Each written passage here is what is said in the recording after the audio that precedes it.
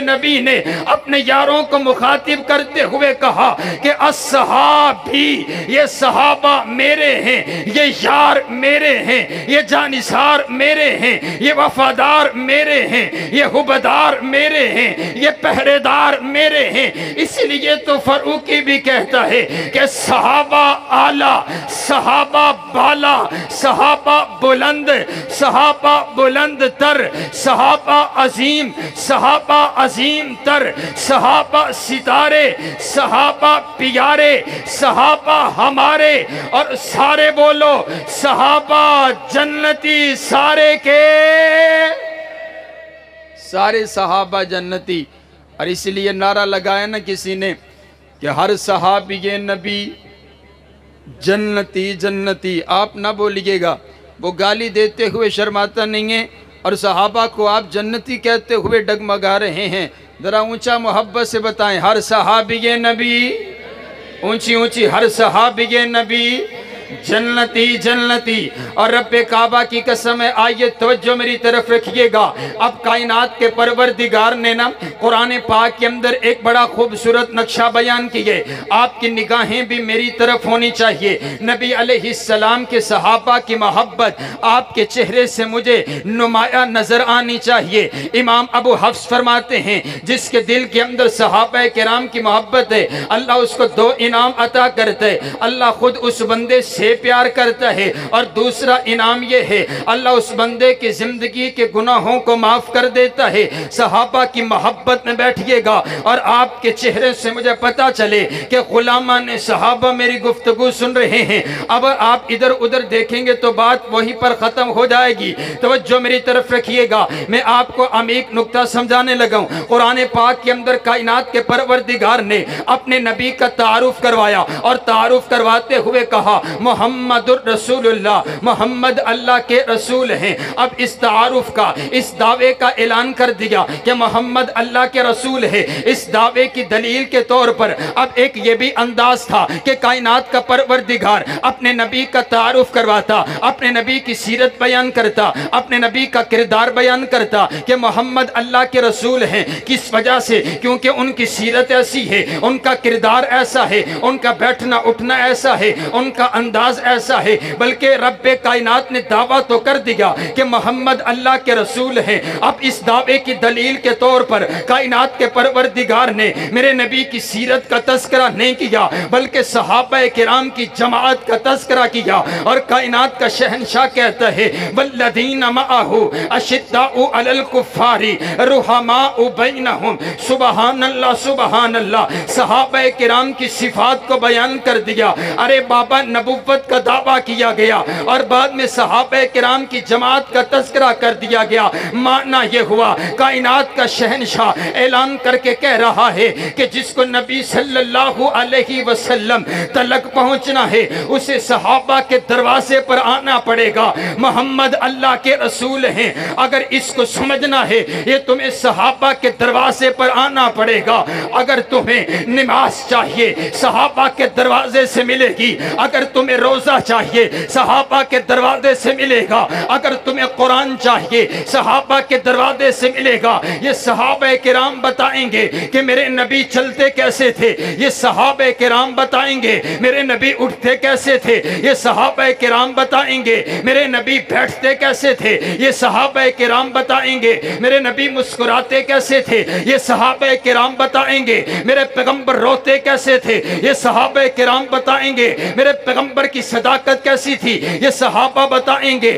میرے پیغمبر کی عدالت کیسی تھی، یہ صحابہ بتائیں گے میرے پیغمبر کی وکالت کیسی تھی، یہ صحابہ بتائیں گے میرے پیغمبر کی شرافت کیسی تھی، یہ صحابہ بتائیں گے میرے پیغمبر کی شجاعت کیسی تھی، یہ صحابہ بتائیں گے میرے پیغمبر نے تلوار کیسے اٹھائی، یہ صحابہ بتائیں گے میرے پیغمبر نے جہاد کا میدان کیسے سجایا، یہ صحابہ بتائیں گے میرے پیغمبر کی عبادت کیسی تھی، یہ صحابہ صحابہ بتائیں گے میرے پیغمبر کا چہرہ کیسا تھا، یہ صحابہ بتائیں گے میرے پیغمبر کی زلفیں کیسی تھی، یہ صحابہ بتائیں گے میرے پیغمبر کی سیرت کیسی تھی، یہ صحابہ بتائیں گے میرے پیغمبر کا کردار کیسا تھا، یہ صحابہ بتائیں گے میرے پیغمبر کا انداز کیسا تھا، یہ صحابہ بتائیں گے میرے پیغمبر کے دن کیسے تھے، یہ صحابہ بتائیں گے میرے پیغمبر کے نہار کیسے تھے، یہ صحابہ بتائیں گے میرے پیغمبر کی جوانی کیسی تھی، یہ صحابہ بتائیں گے میرے پیغمبر کی صورت کیسی تھی،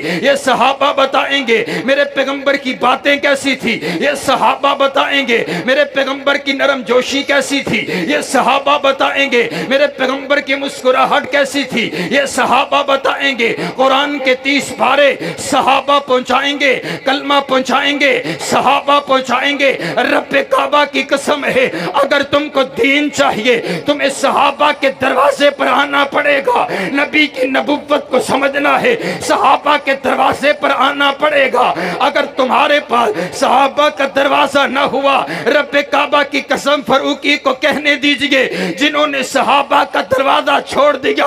آج ان کے پاس 30 پاروں والا قرآن نہیں ہے، جنہوں نے صحابہ کا دروازہ چھوڑ دیا آج ان کے پاس نبی علیہ السلام والا کلمہ نہیں ہے، جنہوں نے صحابہ کا دروازہ چھوڑ دیا آج ان کے پاس وہ روزہ موجود نہیں ہے، جنہوں نے صحابہ کا دروازہ چھوڑ دیا آج ان کے پاس وہ صداقت، عدالت، وکالت، شجاعت نہیں ہے، جنہوں نے صحابہ کا دروازہ چھوڑ دیا ان کے پاس حضور کی سنت نہیں ہے، ان کے پاس حضور کا طریقہ نہیں ہے، ان کے پاس حضور والا انداز نہیں ہے۔ یہ ہم اہل الحدیث ہیں، یہ ہم اہل سنت ہیں جو سینہ تان کر کے کہتے ہیں کہ ہم صحابہ کے غلام ہیں، ہم صحابہ کے پہرے دار ہیں، ہم صحابہ کے سپاہی ہیں، ہم صحابہ کا دفاع کرتے ہیں۔ اور دفاع صحابہ صرف دفاع صحابہ نہیں ہے، دفاع صحابہ دفاع قرآن بھی ہے، دفاع صحابہ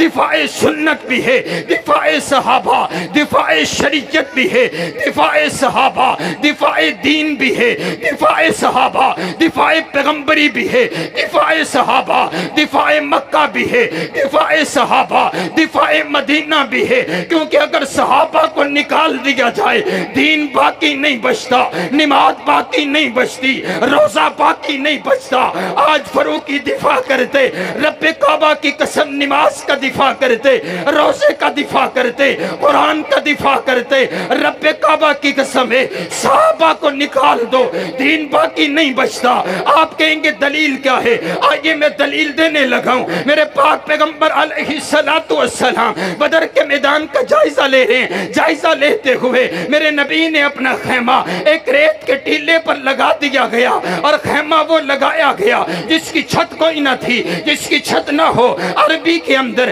ایسے خیمے کو عریش کہتے ہیں، میرے نبی کے لیے عریش لگا دیا گیا، میرے نبی اس خیمے کے اندر آرام فرما ہیں، میرے نبی نے حکم فرما دیا میرے اس خیمے کے اندر سوائے ابو بکر کے اور کوئی داخل نہیں ہو سکتا۔ میرے نبی اپنے خیمے میں موجود ہیں، میرے نبی گھٹنوں پر بیٹھ گئے، میرے نبی نے اپنے ہاتھوں کو اٹھا دیا، میرے نبی رب کے سامنے دعا کر رہے ہیں، التجا کر رہے ہیں، اور بار بار ایک ہی جملہ ادا کرتے ہیں، اللہم ان تہلک هذه العصابہ لن تعبد فی الارض۔ اے اللہ یہ 313 میرے یار، یہ 313 میرے جانشار، یہ 313 میرے حبدار، یہ 313 میرے وفادار، اے اللہ میں ان کو اکٹھا کر کے لے کر کے آ گیا ہوں۔ اے اللہ انہوں نے چلتی ہوئی تلواروں کے نیچے تیرے دین کو نہیں چھوڑا، ابلتے ہوئے دیگوں کے اندر تیرے دین کو نہیں چھوڑا، جلتے ہوئے انگاروں کے اندر تیرے دین کو نہیں چھوڑا۔ اے اللہ یہ آگے ہیں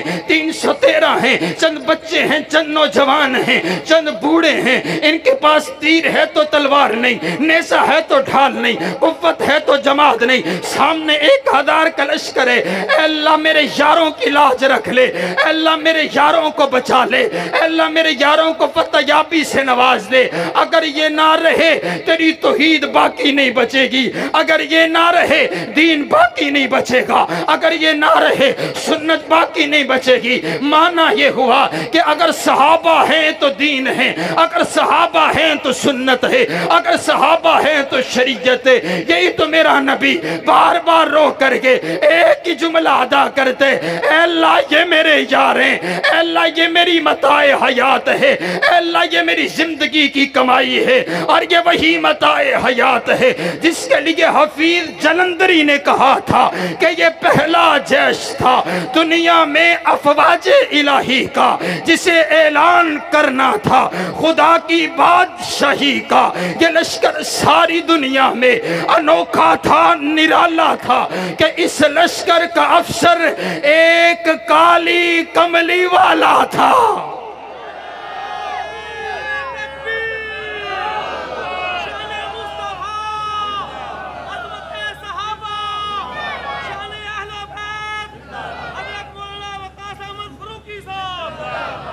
صحابہ کا دفاع دین کا دفاع ہے، بولو صحابہ کا دفاع، اونچی بولو صحابہ کا دفاع دین کا دفاع ہے۔ ہم ہر اس شخص کا احترام کرتے ہیں جو صحابہ کی بات کرتا ہے، ہم ہر اس شخص کے جوتے اٹھانے کے لیے تیار ہیں جو صحابہ کی عزت کا پہرا دیتا ہے۔ آؤ حضرات گرامی قدر میں قرآن پاک کی آیت مکمل کر کے اپنی بات کو آگے لے کر کے چلتا ہوں۔